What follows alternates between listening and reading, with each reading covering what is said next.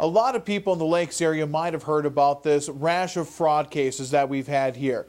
Literally, the Detroit Lakes Police Department, Becker County Sheriff's Office, as well as investigators from local banks and the Secret Service are working on this case, and it does include hundreds of victims here in the Lakes area. But I hear a lot of rumors going on around town about it, about how identities are being stolen, about how the information is being used.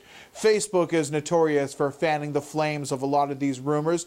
And heck, you probably know at least one person that's been affected by this. I actually know at least a half dozen people personally, a couple people that have been victimized twice. That's kind of been the latest twist as these reports started coming a few weeks ago, is that some people that have been reissued, either credit cards or debit cards, are having the information stolen again. Basically, what's happened is people are finding erroneous charges on their debit or credit card statements. Many of them are out of state, some of them are out of country.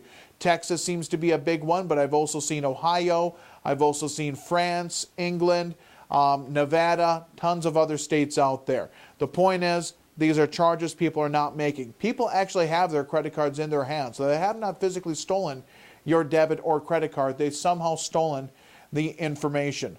But the truth is, people don't know how the information was stolen. Law enforcement is looking at a variety of things. I've heard the rumor that somebody at Walmart was stealing it, so don't shop at Walmart. No, there are people that never shop at Walmart that had their information stolen as well.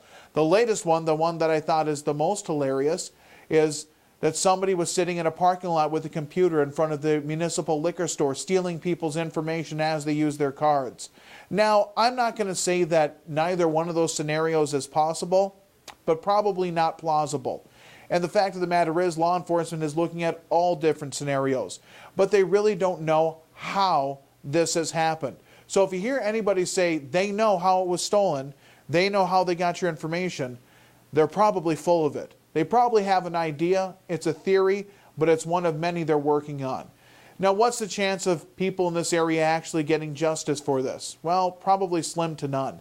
Unfortunately, the ones that usually lose out are the banks. Their insurance companies are actually going to end up eating the cost of this. They'll file an insurance claim, which in turn, the banks will just find some more fees to charge you and I as customers to cover the cost of their premiums going up. Ultimately, you and I always pay for this kind of fraud.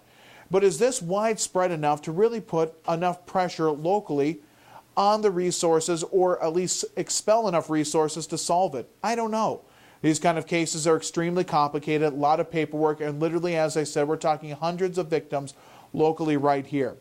But what I think this case demonstrates is really, unfortunately, our vulnerability, because we rely so much on technology, so much on those little credit cards and debit cards. It's interesting as I read through the police reports and the complaints that people have filed that have been victims of this. They all list the same places. We all shop at the same spots. We all go to get groceries. We all need to get gas. We all swing into the liquor store every once in a while. Well, maybe not all of us, but many of us do. Those are common threads, so common that it's tough to really predict where this is happening. Again, it's the fact that we just feel so vulnerable. Is there anything we can really do to prevent this? I don't know. But I wouldn't live in a cocoon of fear. But I will tell you this. Everyone in the Lakes area needs to check their accounts between now and through the holidays. Because just because you haven't been a victim yet doesn't mean you won't be in the future. And doesn't mean they don't have your information. So please be vigilant. It really bites that we have to do this. But it's the days that we live in.